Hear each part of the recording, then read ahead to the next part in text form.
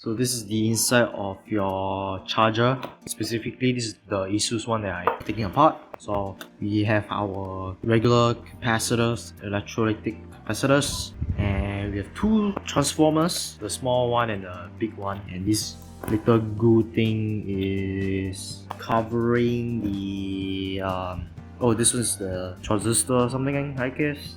Resistor, bunch of wires, and this pin for this thing to attach on.